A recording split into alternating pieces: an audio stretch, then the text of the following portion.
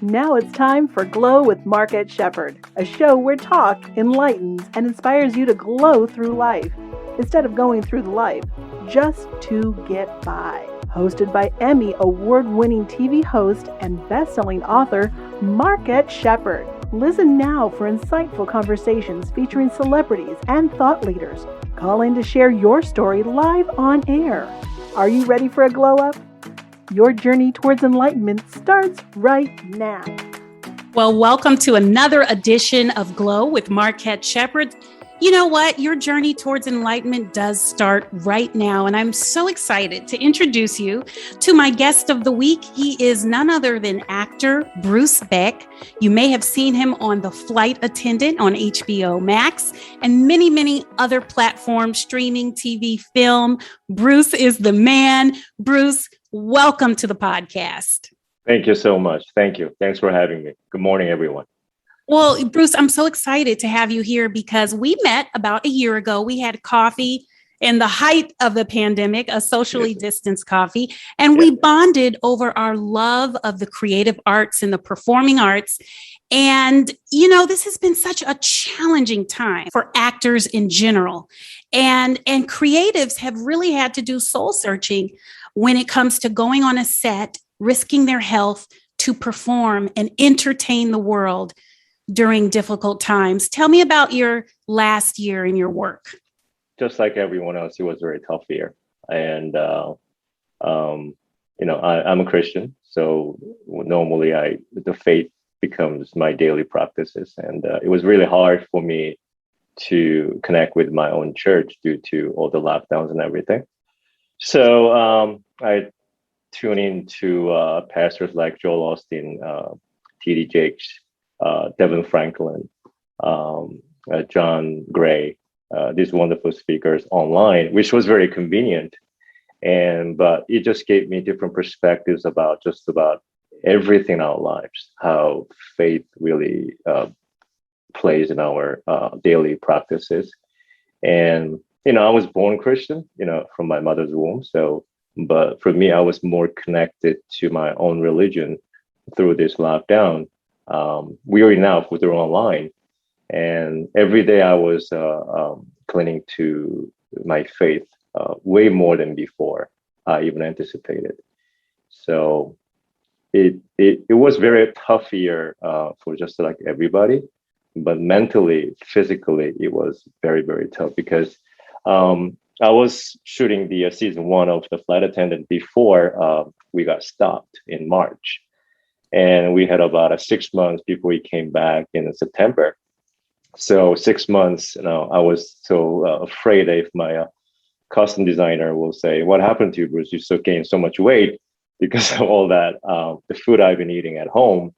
So even those kind of thought that has to make you to feel more focused that, what, I have to ready to go back to the set any given moment of time. If they tell me, let's go back tomorrow, I have to be ready. So that mental readiness, it was tougher than before, but I got through it because of my faith. And this technology on online really helped me tremendously. The technology of joining together with other thought leaders who share your faith and them sharing inspirational messages. I know a lot of people were kind of resistant to joining churches online before the pandemic. And then it became a necessity. And you're so right. Having that mental fitness when everyone's gaining pounds and eating comfort food during this tough past year and a half plus, not everybody like you has to go on a set and be on a show where millions and millions of people are going to see the wear and tear or the changes in their bodies from the uncertainty of this time. Yeah.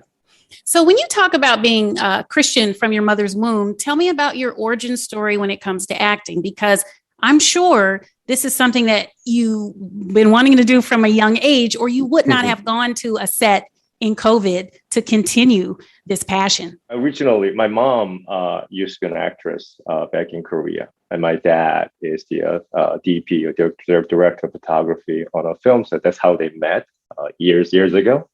So I guess it was in my blood and DNA to become an actor. But originally I went to film school to become a film director at NYU.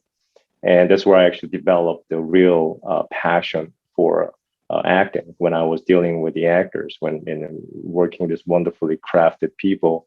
So getting to know them more as a director, and then just fell in love with more and more of acting. So not too long ago, I just took a leap of faith and just dropped everything and all in as an actor. Acting is such a leap of faith business. Have you gotten any confirmation over the years from the universe? If you go to school for acting or film, there are zero guarantees, and it's all about auditioning and networking and getting that break. But has there been any confirmation? I always lean on to God when it comes to very important, even a small event that, for me, the faith has been always that channel that, I can do everything I can as myself, but I do believe in God that there's a, what they call supernatural, however they want to say it, but God is out there listening to my prayer that, maybe he will listen to my bold prayers. And that sometimes I ask for smallest, it could be very childish, but I do ask him, can you make that happen for me tomorrow? I have a big audition tomorrow. Can you make it happen for me? Recently, again, back to the flight attendant, when I got the audition call from my casting directors, and I, just like every other actor, I do research what kind of project it is, the director is, showrunners are. And I found that one of my iconic actors of all time, in my time, Rosie Perez, was one of the main cast. So I got excited, but I had to focus on my reading and my line to be memorized. How it goes. And so I showed up, great audition as usual. And when I came home, of course, in my mind that no, I want this part, I want this role. It's a great role. It's a great series. I checked my Twitter feed, and the very first Twitter feed of the millions of could come onto my screen, and it stopped right at Miss Rosie Perez interview, a recent interview with New York Times back in January, was just popped right in front of my screen. I had a goosebump, and I actually recorded. I took a snapshot of it, and I kind of had that calling that, what, I know this is big, and somehow I had the confidence that something will happen. But I didn't know. Until even I got the job. I was booked the role, but I didn't know most of my scenes were shared with the one and only Rosie Perez during the flight attendant. So even now I'm thinking of it. If I'm just telling you, sharing this, I'm having a goosebump because everything happens for a reason. Of course, I prayed about it, but praying about it and then seeing the results of the answers of the prayer almost instantly or right away. I don't think it's an accident. And I never in my life that my prayer gets answered. It's not an accident. It's meant to be, and he's out there listening to all my, even sometimes childish little prayers. He's listening every bit of it. I hear you. So you're saying you went for the audition for the flight attendant, always wanting, kind of in the back of your mind, I would love to work with Rosie Perez. Oh yeah. And then you leave the audition, you open your cell phone just to check your Instagram feed, and her picture pops up out of everyone you follow, out of the millions of pictures. It's there before you even know you got the role. Right. Yeah. I knew something will happen, but again, just like every other actors, when you walk out from the audition, at that time, of course, it was an in-person audition. So, we leave it in the room and we just try to forget about, which is very, very hard in the first place. But, we move on. But when I saw that Instagram and Twitter, the post, something hit me that, maybe there's something there out there. And then before you know it, I booked the role. And then I was on the set with, oh my God, the amazing Rosie Perez. I love that. It's like every actor's dream, I think, to be on a set with a budget and professionals who they can learn from and vibe off of and grow as an actor from. Is that the feeling you had? Yeah. Of course, I've been to on a few sets with huge budgets and everything, but this one spoke to me and actually meant to me a lot. Not only I was able to continue work on the set and learn from from Rosie and all other fantastic actors and showrunners, but their perspective was so different and more weight on their shoulder because of the COVID. And when we came back on September, a lot of some of my actors friends, they're kind of hesitant or they're kind of curious how they're going to go back to work. I wasn't really I didn't even worry about a bit, because when I got the call, okay, Bruce, we want you back. We're going to start under this day, and there's going to be a COVID testing daily basis. I knew right off the bat I was in a good hand, because the relationship I had with the showrunners and everyone on the set before assured me that, not only this is a multi-million-dollar Hollywood set, but every day you felt that the responsibility was a top notch. So I knew that continued after the in September when we got called back, and they were just assured that no COVID will ruin our set daily basis. And you could tell from each one of their faces that they are determined to wrap this series with nothing but a success. And that determination made me to even more focus what I do on that given time in front of camera. So it was a very, very meaningful production. And I will remember this experience a very, very long time. Well, you did a great job. You're doing a lot of emotional acting in the series. And when you were talking just now, I was thinking, there's this famous saying, in times of turmoil and challenges like this pandemic, this is exactly the time when artists get to work. That's a famous saying. And I want to know, from your perspective, having been on a set and seeing the showrunners and producers and actors be very serious about health and safety standards, but also being very serious about the need to continue to entertain the public during this crisis. What, in your perspective, is the role of entertainment in society? We've been saying this, like we are the healers in our own ways. When the audience having a hard time, they get to forget the reality of it by watching some of the work that we do. So as soon as I became an actor and to play every role I do it with a huge responsibility, not only to execute everything my showrunners are expecting their vision. So on those directors and producers, but at the same time, I want the audience to have fun and be entertained, and even sometimes can be inspired and motivated by anything they watch on these days, pretty much everywhere, on your phone, your tablet, and computer. I think it's huge, and it's been done that way. Because not many people will see how how we really done behind the scene, what goes around in the film set. But it starts from the top, the showrunners making sure every actors, every crew members are safe, feel safe, protected, and even themselves. And then when you work with the special actors like Rosie Perez, making sure we are okay. There was the first thing a lot of times she said, "Are you okay?" The short question has a lot of meaning to it. Are you okay? And I said, "I'm fine, thank you. Great, let's do this. Let's do this." And that a few words really, coming from someone like Rosie Perez, gave me, what?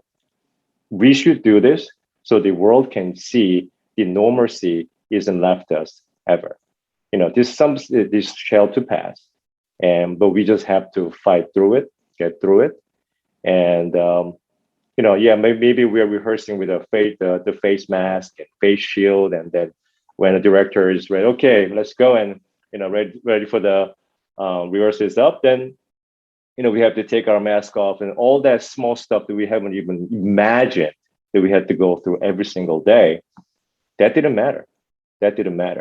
And that kind of determination really shows on our final product and final projects that people see it. So I think our job is crucial in our own way. Nothing compared to the essential workers who's been serving us during this hardest time, which I give them. I'm in their debt forever. But in our own way of serving the community is that do our job as an entertainers, really giving them the right messages and resonate with them every single time. So our responsibility, I think, is huge. It's very crucial in the society. Well, I'm partial because I'm a TV host. And like you, my mother is an actress. And she spent many years in education and working in environments that were conducive to being a mother. But when she raised her children, she said, okay, I'm going back to acting. So I really do think it's a calling. And when you said that, like Rosie Perez asked you as a coworker and a colleague, are you okay? That type of human recognition to check in on the person next to you is so needed. And it speaks volumes to the amount of respect people had for one another on the set. Do you agree? Yeah, I absolutely agree. And learning from a person like Rosie Perez, almost like being with her on the set, even on one day sometimes, feels like going back to years of acting training that you learn in class. She's she's almost a perfectionist. Yeah, I mean, of course, you're nervous. I mean, if you're nervous, you're lying. Especially the first time I met her. But she just broke the ice right away because she knew that having nervousness was not going to work on anybody else. And she's done this so many years. So she was looking after the newcomers on the set, those kind of human side and warm side, caring side from someone like her. But not only her, everybody on the flight attendant set was pretty much the same, including the showrunners. And they were always accommodating, always asking, do you need anything? Do you need anything? How can I help? You let me know if you need anything. So it was very special experience. Amazing. And do you know if there's going to be more shooting? What's in store in the future for you and the flight attendant? As you know, the season 2, it was announced that it begun shooting, but I will confirm or deny my involvement in season 2. So you just have to just wait and then find out. But again, the show is one of its kind, and especially the Stibiaki, who's the showrunners, who had immense respect to, and it's in good hands. It's in good hands. It's in good hands. Season 2 will be also, if not better than season 1, but it's gonna be a terrific show. Oh my gosh, amazing. And one reason why I'm actually so happy for you, and I was so excited when I was watching season 1 of The Flight Attendant, is because to see you, Rosie Perez, such a multicultural cast. Kaylee Cuoco, who I've loved ever since 8 Simple Rules for Dating My Teenage Daughter, and then of course The Big Bang Theory. To see this multicultural cast just exuding excellence in a time where America is going through a racial reckoning, not only with people of African descent, but of Asian descent. To see you all work together so beautifully, it was a nice respite from the news headlines, quite frankly. And it was also a reminder of this can be done. All we have to do is really respect each other. How important is it to you to reach out to the Korean American actors community, arts community, and just kind of talk and dialogue about being seen in these artistic spaces? Well, recently, a movie like Shang-Chi broke the box office record, and the first its kind of Marvel character, which I'm not Chinese, but as a fellow Asian American actor, I couldn't be just any more proud of the accomplishment the entire team done with that movie. But from my personal level, I want to shout out to the flight attendant showrunners. When they hired me, the character is actually they speak Korean. the character is Korean, and Rosie Perez has to learn Korean. And they wanted to make sure that this is the right Korean. In other words, sometimes, like who cares? Or unless you really Korean understand Korean, sometimes you can just pass by, and people either ignore it, or it's not really important part of the project. Then it can be spoken, but either can be subtitled or just forgotten about it. The showrunners of the Flight Attendant felt otherwise. They wanted to make sure the right message has to be sent to the entire world. So they wanted to make sure that what you were saying is the authentic Korean. Of course, that's what I do. So my specialty is speaking authentic Korean with the right dictions and everything. But overall, the structure of the show, they wanted to make sure that this can be seen by every possible different ethnicity around the world. A lot of my friends in Korea have seen it, and a lot of my friends in other countries seen it, and they felt the same way. This is the one of the most diverse the TV shows they ever seen, and at the same time, everything somehow worked. One of my favorite, a movie of all time, the Amadeus. Mozart said, when people can speak, they play music all separately, it all becomes a noise. It's all just noise. But when you put them together as an opera, now it becomes something else. Ooh, I love that. For me, I think that's our journey as an artist, to work together. That's why when I was in film school, the first day of my film school, my professor was telling me, remember one thing, in film business, there's no I. No matter how famous you are, no matter who you are, even though you're the director, even though you're the star of the project, there's no I. This is a collaboration effort. So you don't have that notion in your head to begin with. You are in the wrong industry. That's still stuck in my head until now. I agree with you. Some of the best shows on television, and I know, having been in the industry, I know what it's like behind the scenes on certain sets. Some of the best are the ones where people are working in harmony. They're not playing their own instrument, making noise, as you just said, but they are working together to sing the same song. And when you get somebody in there and they're just looking out for themselves, it can wreak havoc on any collaboration. Speaking of harmony, we have someone listening in from the Glowstream TV family who has a question for you. And we're definitely singing the same song on Glowstream TV. So I'd like to bring in someone from the Glowstream TV fam, Brandon Richardson. You've been listening to Bruce since the start of the show. Welcome to Glow, Brandon. Do you have any questions for Bruce?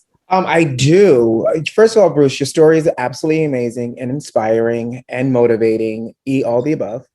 But, I think it's really important about the faith and the manifesting. And so my question to you would be, what would you say to someone who feels like they've been praying, they're trying to manifest, but it has not arrived just yet, right? What advice would you give in that moment? Wow, giving advice is a huge. So I'll just share as my own experience. And what I can tell you right off the bat is it will happen. It will happen no matter what, because I think it's all about how you pray with sincerity and the desperation. I mean, in an acting world, in audition, that's the last thing the casting directors wants to. Well, that's why we hear it, is that don't try to be desperate that you want this job.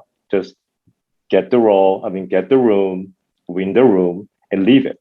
And the booking is something else. And just trust the casting director's process. But when it comes to faith, I don't think the desperation, whatever the word, even the humility of it, or any words that, should I do this? Should I not do this? I don't think that really matters when it comes to faith, because it's really one-on-one between your faith and yourself. When you're praying about it, as bold as it possible, as detailed as possible, even if you feel like, should I ask this gonna happen, why not? Why not? But just because it doesn't happen yet, and many pastors I've been listening to online during the lockdown, they had almost a similar message, like Devin Franklin, T.D. Jakes, John Gray from Lakewood Church. They've all been saying that all in God's time, it will happen. Just because you don't see the result now doesn't mean it's not going to happen. So just like a plant, you put the mustard seed and it's not going to happen tomorrow. You're going to have all that glory of the harvest. It takes time, but the process itself is how much you're committed yourself to your prayer, and you just forget about it and then you move on with your days. I don't think that's going to make a difference. But you really have to commit yourself that you pray with the bold and believe that it will happen. You just have to manifest yourself that it will happen no matter what. Maybe not tomorrow, maybe not next month, but it will happen because it just has to.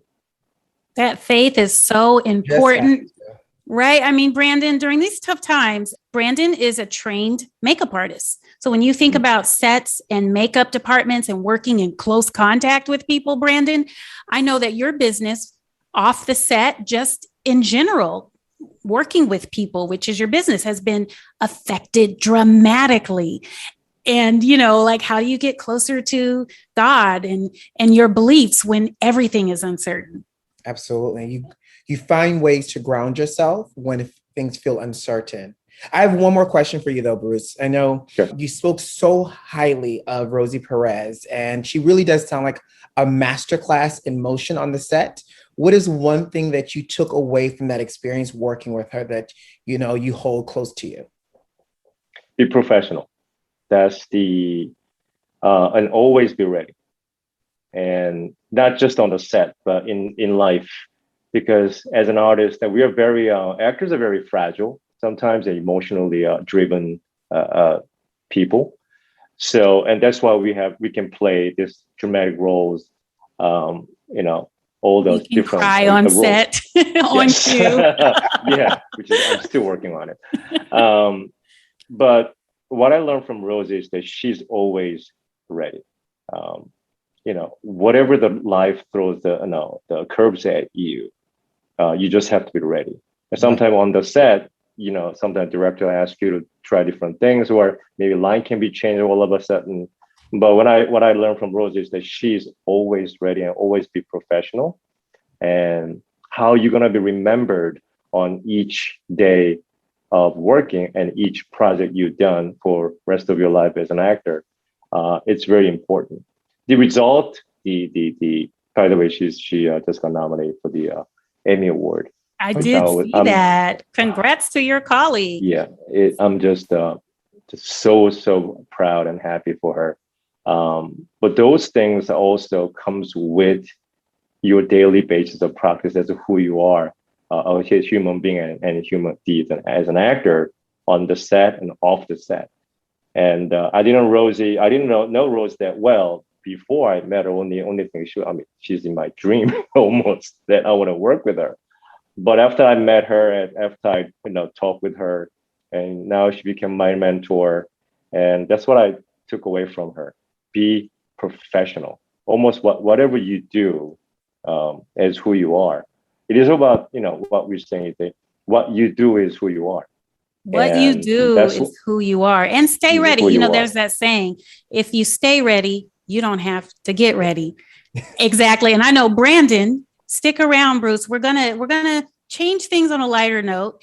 Brandon wants to give us a pop culture update. We call it Brandon's Matcha on YouTube because a lot is going on in the entertainment world. You just mentioned Emmy nominations. We've had the VMAs last evening. Brandon, what's going on with the matcha? Let's talk about a little reality today. And so, I'm a huge Housewives fan, and I have my diehard franchises. I love Beverly Hills. I love Atlanta, I'm from Georgia, so that Peach, Potomac. Well, Housewives of Salt Lake City premiered last night. And I don't know if you're following, Marquette, but this has been the season of drama between Beverly Hills, Erica Jane, I watch Beverly Hills. I don't know if you're a Housewives fan, Bruce, but I'm all about Beverly Hills right now. It's a little Crazy. It's so good this season. And it is crazy because you have Erica dealing with, trying to divorce Tom, this whole allegation of victims not getting their money, the allegation of Tom hiding money within Erica's LLC, and her trying to fight all of this, right?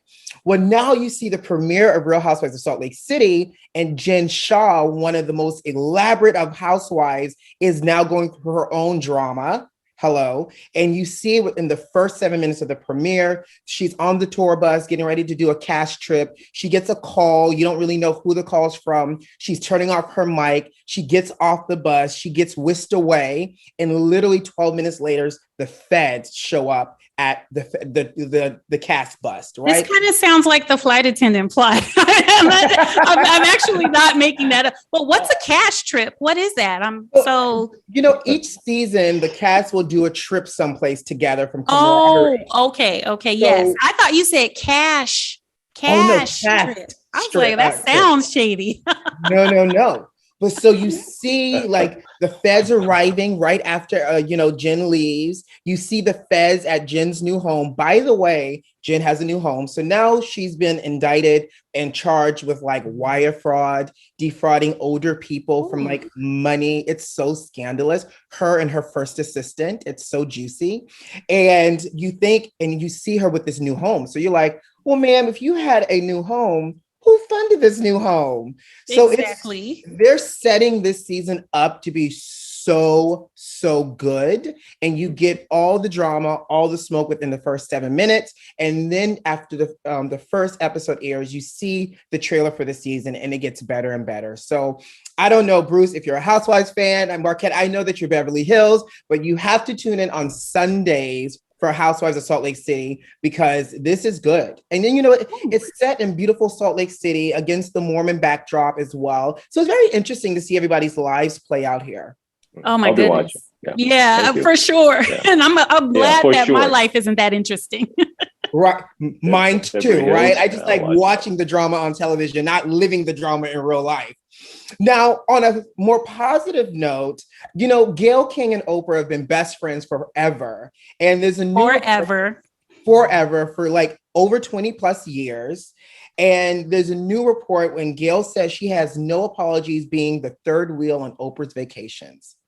Now, I thought that was funny because, they're thick and thieves. You see Oprah, Gayle is not too far behind. But I have my question for you all, for our listeners, from you, Marquette.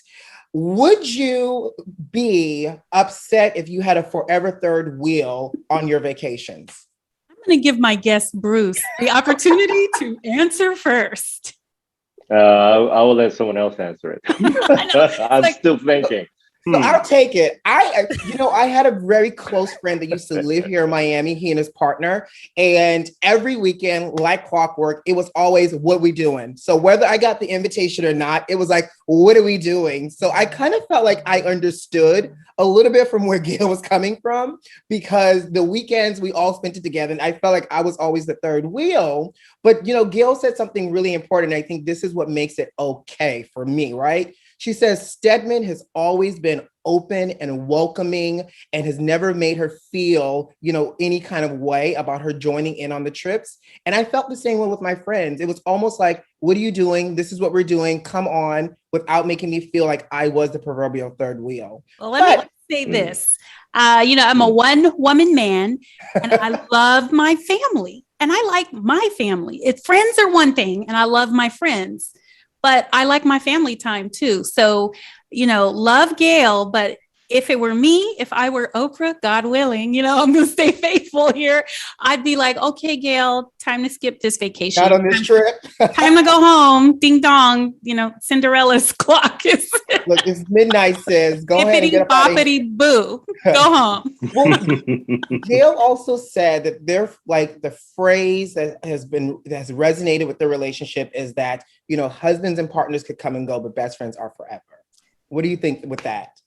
Well, one thing for sure, friends are important. And I can see you. For people listening on the podcast, Bruce is processing. Yeah. You got to watch the Facebook video. Yeah. So I will. Yeah. I love my friends. I love my love my friends family. too. And then I love my family very much. Marriage is forever. Friends is forever. Even if you lose a friend or a partner, right? They're always in your heart and mind. Their spirit is all around you. So I just say, just treat everyone like they're a forever friend with a time clock for when they need to go home. I think that's important. Yeah. You ain't got to go home, but you got to get the H up out of here. I think maybe we fix Gail up with someone in our heads. Like we pray on it, right? Because if she's going on vacation and everywhere with them, she's really their best friend. Absolutely. But if Gail were to have a partner, right, it could be a nice couples vacation. Mm-hmm. It could be like, it's a great card game when you have a party of 4. So we'll just say maybe Gail will find herself someone and it'll add to the friendship. Hopefully. It doesn't sound like Gail's, in an active search of trying to balance out this third wheel and make it a 4-wheel situation. However, I feel like I resonate with Gail here about being third wheel. Well, I do know when it's time for me to go. Okay. Her wheels are Rolls Royce wheels. They're Bentley wheels. Okay. Let's just say you're Mercedes-Benz Lexus wheels. Brandon. But again, you got to know when it's time for you to leave. So I know I can read the room. I know when it's time for the experience to be done, but I love vacationing with my friends. So why not? So that is your entertainment report for today, or as I like to call it, a little reality TV. I love it. Brandon is a contributor on glowstreamtv.com, listeners. Make sure you check him out every Monday for Makeup Monday. He's also on YouTube with pop culture news in Brandon's Matcha. And I am actually going to be posting a video of this podcast on glowstreamtv.com. If you love it, if you like it, if you just want to show your support, just hit the like button, the share button, comment, tell us what you like, tell us what you think we can do more of. I'm here for you. And let's build a community of people, not just going through life, right? But glowing through life. So thank you so much for that bit of fun. It's always good to gossip about our best friends on TV and wish them well. Absolutely. Friends in our heads, right? Now, so many actors are on the TV, they're streaming, they're in films, but we don't know what actors really love to watch as an actor. Bruce, where do you get your inspiration when you're just binge watching Netflix and chill, your favorite shows? What makes you tick as an artist? I watch pretty much everything out there. I spend most of the time. I know one good thing about being an actor is that now I can make I'm watching TV. Oh, what do you do? I'm watching TV as an excuse that I can, take it as a study. But and any show, especially Korean dramas, original series, Netflix and Hulu, HBO Max. Those shows, every single show, because I know how hard to make one single show, even one episode. So, I put that, it's good, it's so bad. I put that hat away and I'm just sit and watch every single show I can get my hands on. And I have a huge notebook that I write it down, what I liked about that particular character, particular episode. And there are some TV series especially like a Blacklist that I've been following since day one. Ooh, that's good. Yeah. And The Walking Dead again from day one. So those are iconic shows. So what really gives me inspiration is every working actor's hard work. Just seeing their work, their craft on TV. The list is just endless. So there's so much good content now. I know that a lot of films are opening and they're trying to get people back in theaters by theater only releases. But I'm like, after a year and a half of a pandemic, we've been at home investing in our home entertainment systems. I don't know about you, but I'm like, I have a pretty good setup with streaming. I'm not sure. Yeah. I got myself a bigger TV now, and an upgraded internet, so I make sure I don't have that, connection issues. But it's a different world. and we just have to adapt to it. But at the same time, it's I think it's great. It's so good to hear you say. I'm always put off by an actor or a television artist who says, "Oh no, I don't watch TV," and I'm always put off by it because I love television, not only as an artist but as an art form. And so it's just so good to hear that you can sit back and eat your popcorn or your jujubes or whatever your snack of choice is, and just sit back and enjoy it as a viewer as well. Scotch. Oh, Scotch. Okay. See, I was. Yes, let me tell you something. We have that in our house too. Oh yeah? Yeah, we love our cocktails, and well, we do dramas. Of course, I binged The Flight Attendant this weekend in prep for our interview. Breaking Bad, I just thought was just phenomenal in so many different ways, right? Yes. Yes. I mean, the acting, the writing, and then you're a filmmaker, so you know as well what it took to film a complex set like that. It's just amazing. Yeah. It takes up the whole village, really. The effort and daily basis, what they go through, have to make.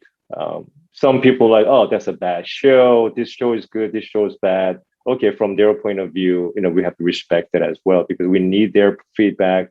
We need people's different perspectives and everything. But as a point of view, as a actual person who's working on the set, it takes a village. It just every day, the issues, the challenges, everyone that has to go through to make one episode, even go through that single day. It's once you haven't done it, you wouldn't really know the challenge they're facing, especially during the COVID.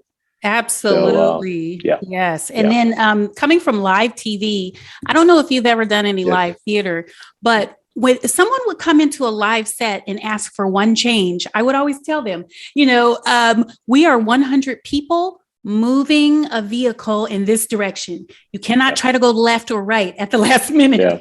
Yeah, exactly. I mean, that's why a lot of actors want to do theater as well, because once you set and the curtain opens, that's it. You cannot stop. You can mess up your line that night, but you just have to keep going.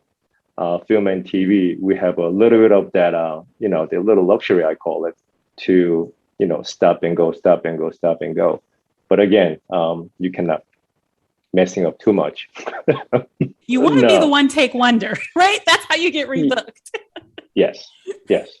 Now, speaking of feedback, I'm sure your mother as an actress has lots of feedback. Is she more like a virtual set mom, or does she let you do your thing and support? What is it like having basically the best mentor you can have is another actor, but she's also your mom? Yeah. Including my dad, they're very critical, actually. Sometimes they tell me like, oh, whatever your job is done, I don't like it. And a lot of times they have to listen to non-Korean languages. But when it comes to acting, my mom is very supportive. And, she is actually a part of my best teachers. One of my best teachers I ever had years after years. And she always tells me, look into yourself, connect yourself to the character. Almost like what Mr. Lee Strasberg was saying to method acting. They find yourself within the character and find the character within yourself, and then connect these two.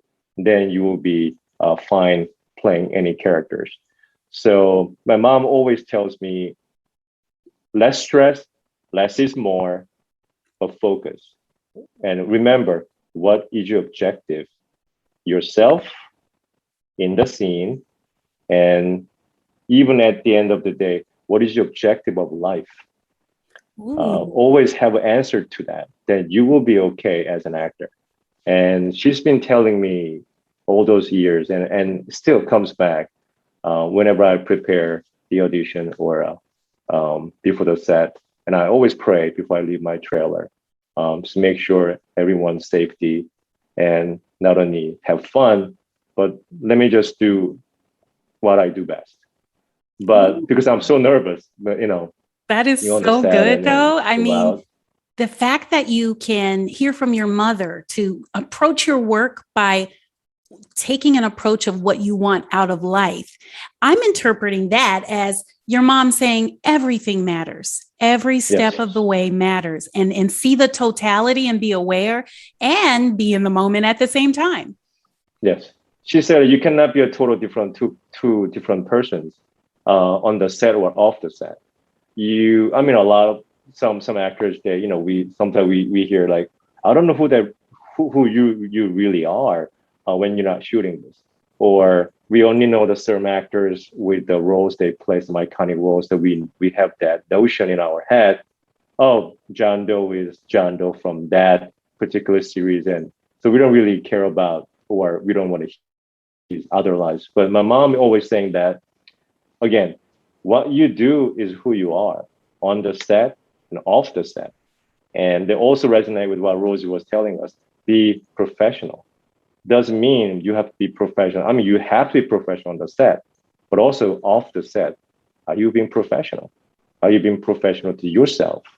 That sort of, it kind of have a similar message. What mom is always telling me, even now, before I got on this interview, I told her about it, and she said, "Be yourself, but also, what is your objective? Always remember, don't you ever forget what your objective in your life, because without objective, what do you live for?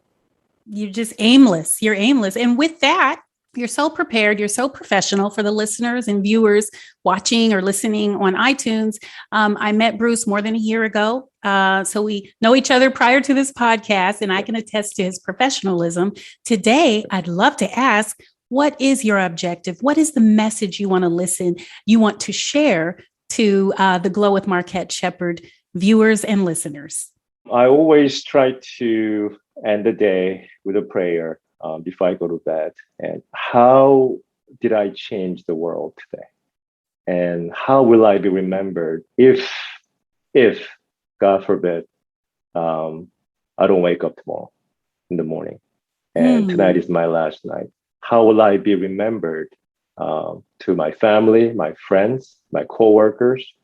Being an actor, it's great because, there are works that we've done and it will go forever. So that's why people can resonate with my work in the future. But me as a person, Bruce Baek, as a human being in this world, that's my objective daily basis. How can I make the day as worthy as possible?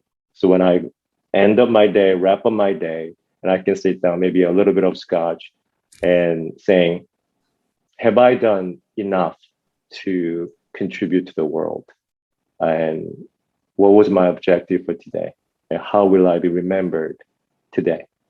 And that makes me to go forward when I wake up tomorrow and just live a better day.